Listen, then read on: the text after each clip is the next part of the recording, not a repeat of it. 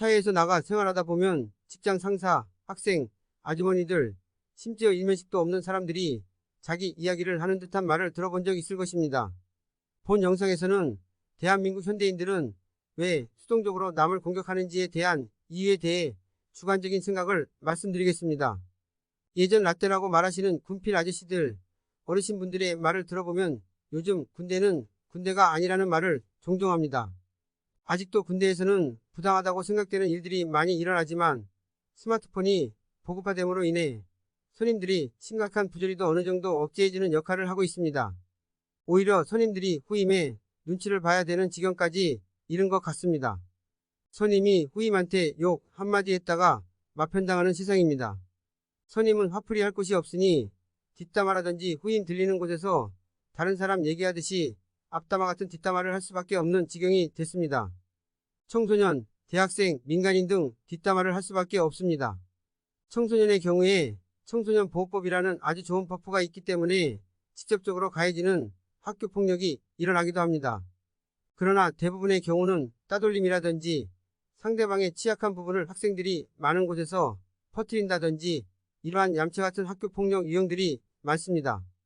대학생 같은 경우에는 이러한 수법들이 학교폭력이 많아지고 있습니다. 더 이상 청소년이 아니기 때문에 법의 보호를 받을 수 없기 때문입니다.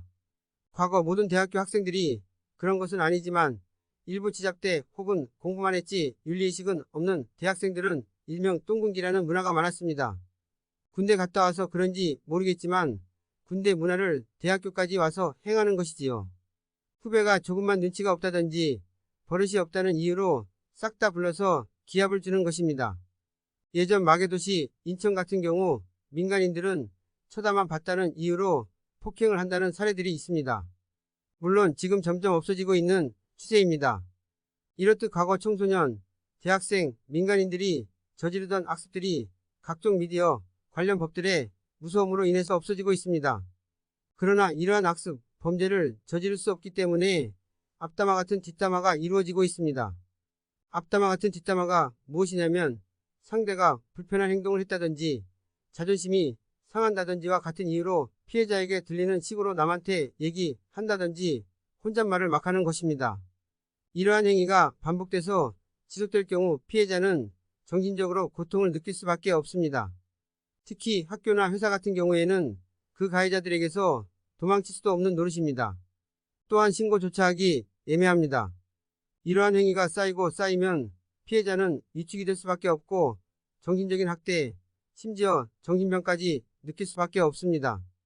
차라리 남 안 들리는 곳에서 뒷담화를 할 것이지 왜 싹통 바가지도 없는 놈들이 그러는지 모르겠습니다. 이런 폭언이 직접적으로 이루어지면 신고를 한다든지 대항을 하겠는데 뒷담화 같은 앞담화를 하면 말도 아예 걸지도 못합니다. 막상 이에 대해 얘기하려고 하면 너한테 그런 거 아니란다든지 이런 수동적인 행세를 합니다. 차라리 직접 말을 한다면 모를까 왜 그러는지 모르겠습니다. 이러한 수법을 쓰는 사람들 같은 경우 대부분 직장 상사나 나랑 친하지도 않는 사람들이 이런 행동을 하니까 뭐라고 말하기도 애매합니다.